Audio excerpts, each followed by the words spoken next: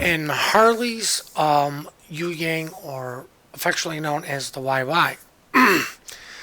Now, yes, this was chosen due to bias, but don't worry. I'm still going through replays you guys have sent in for tomorrow. Unfortunately, I left my testing to the last second, so this is all on me. But another reason I kind of chose this is because she sent me her Captain Build and modules without me asking. So if you guys ever do send in a replay, and where you send the replays is in our email, which is in our description down below. If you want to send in your Captain Builds, we will be more than happy to showcase that. I think showing people what Captain skills and modules you run better help everybody maybe understand why you're doing some things. Just for example, like if you're running a Massachusetts that isn't a secondary build, and like why is he not going in? Why isn't he doing this? You know, trying to explain it, then you see, you're not running a secondary build. Kind of will explain a lot. I'm just using that as an example. I do not recommend running a Massachusetts with a secondary build, but I'm sure somebody out there does do it. Now the other thing is, Harley does a fairly good job just doing her job. You don't see very many YYs out there anymore due to the Nerf hammer coming down. Because if it was a Nerf bat, the ship would still be somewhat decent. With the Nerf hammer, there's just not many out there. I personally do not like the Pan Asian DDs because of the deep water torpedoes. You cannot torpedo other destroyers.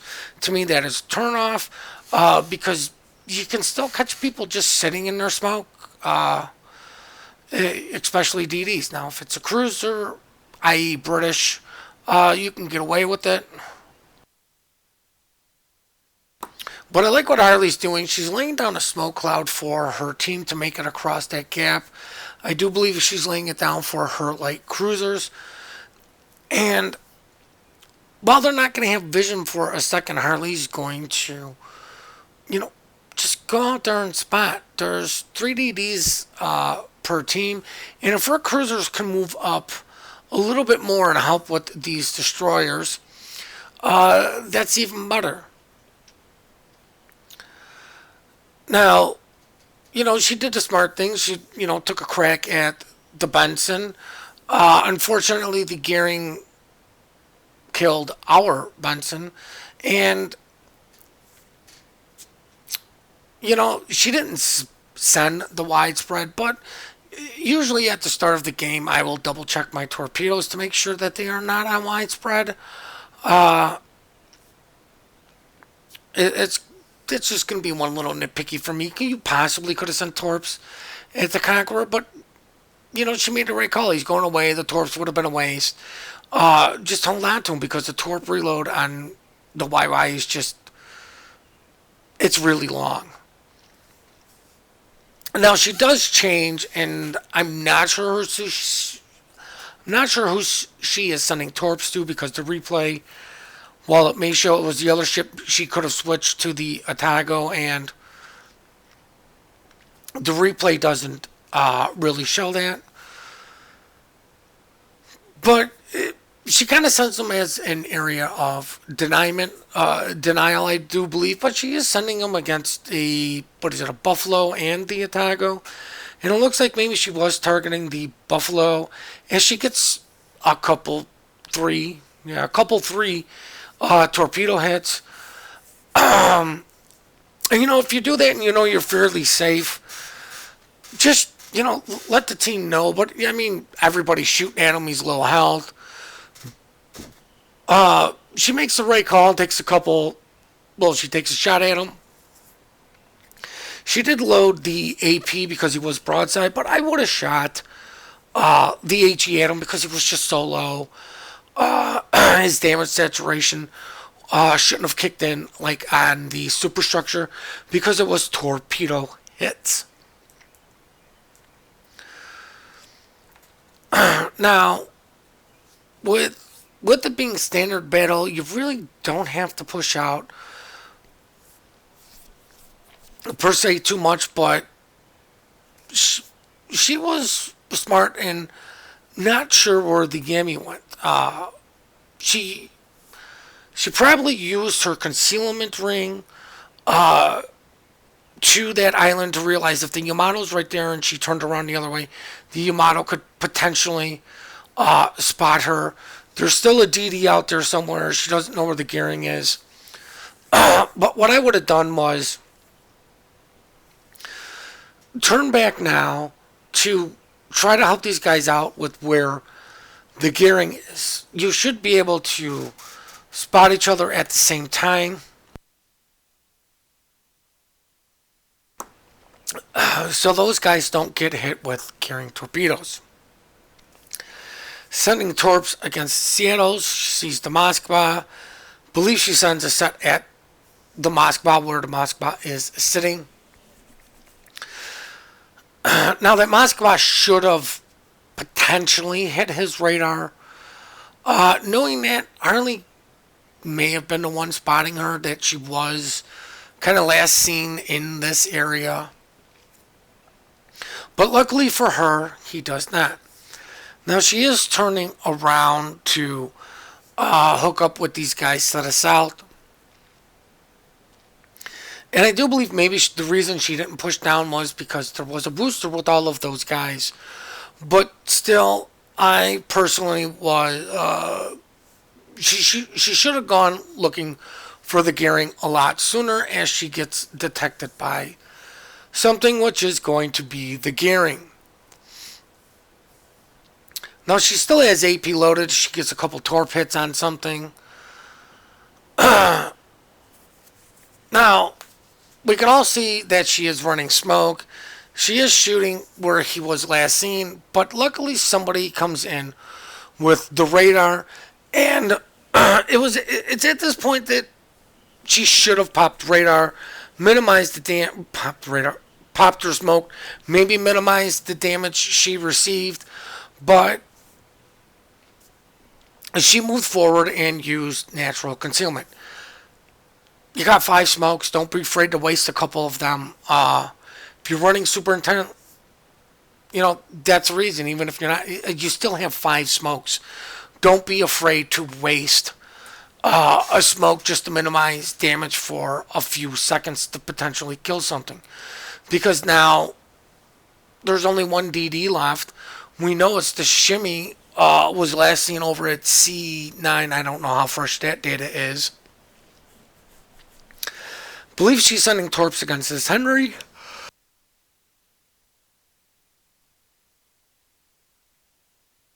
Oh, sorry about that. But what she failed to recognize was the Henry's behind an island and these torps will never hit her. As the Moskva finally hits his radar, he's got AP loaded. Lucky for her. I'm not sure why she even went widespread. This could have been a misclick of the keys, but of course the Moskva rectifies his situation of AP loaded and switched to his HE.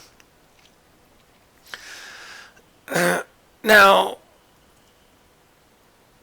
the Moskvas should have priority target running, and he should know that these torps are coming. If not, he should have his hydro and has his hydro on.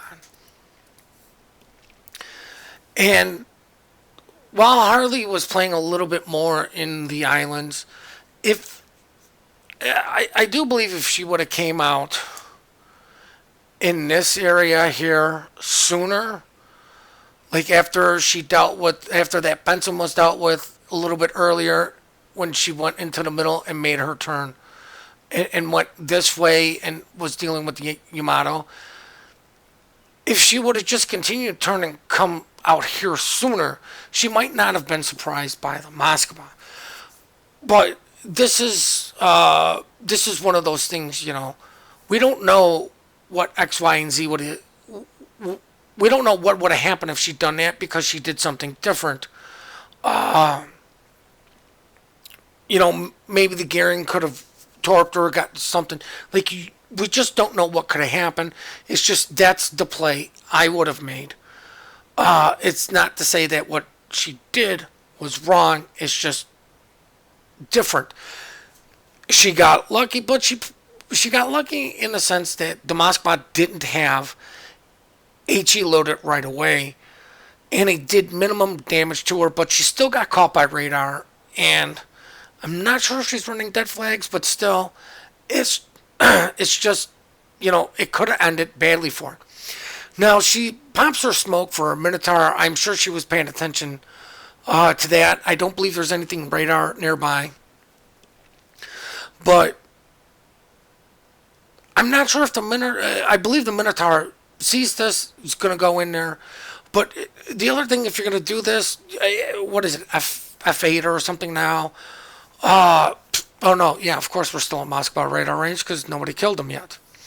But still, all you got to do is, they're going to focus on shooting at Harley instead of, well, at least a Moscow will, instead of, even a Conqueror. If she gets a couple torp hits on the Montana, but you can see they were focusing on her and not the Minotaur. So it's a good thing and it's a bad thing because you were already got caught once. But the Minotaur didn't have to deal with them shooting at him because I'm sure he's sitting broadside to something that can punish him. But ironically, the Montana is making the correct play with the smoke changes that happen. I know some people are coming back to this game. The Minotaur's detection and smoke while shooting, I think it's 5.5 or 5.3 kilometers. But the Montana's got a lot of health. You push the smoke cloud because if he's going to continue to shoot, he's going to get spotted and you can easily delete him.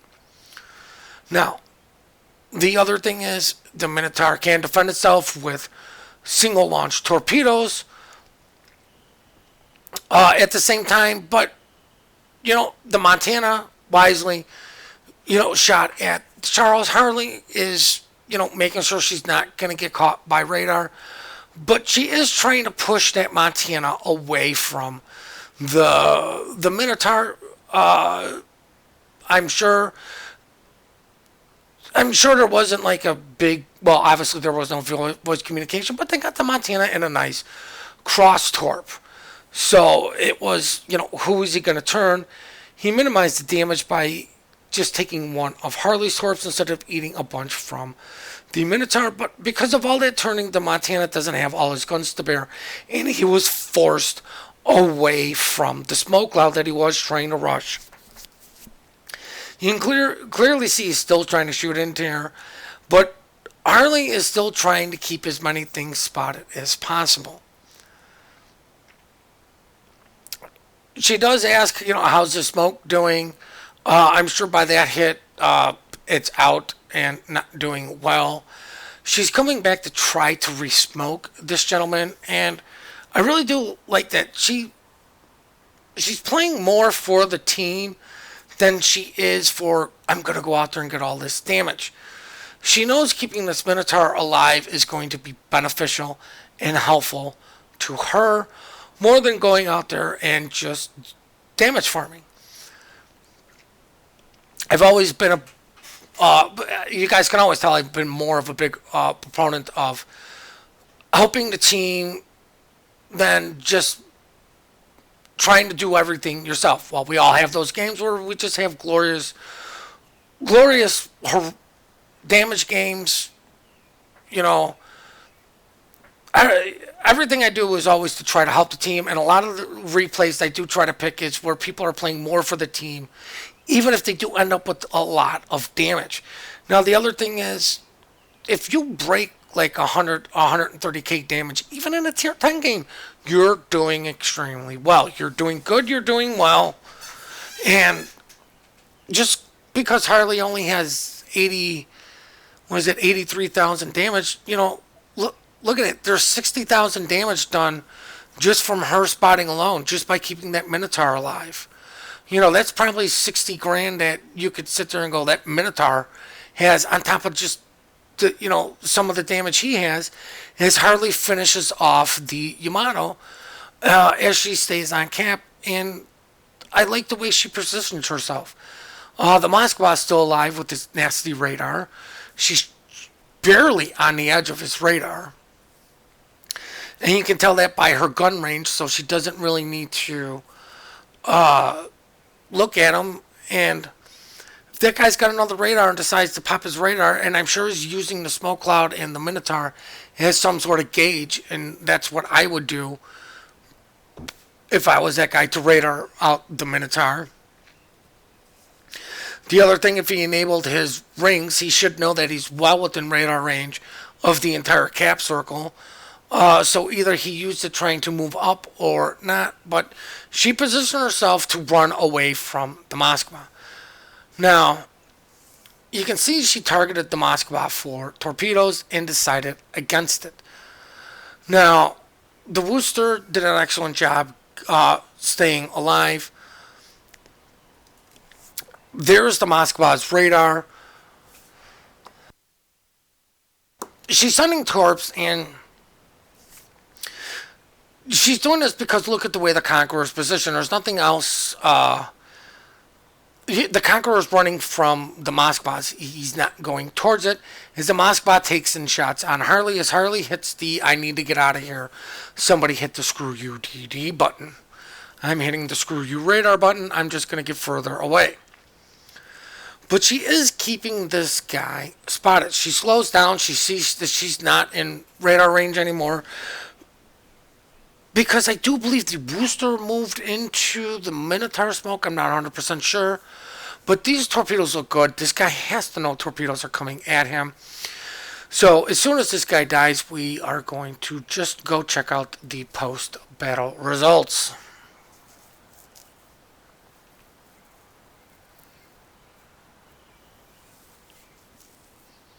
Well, this is going to take a little bit longer than I thought, guys.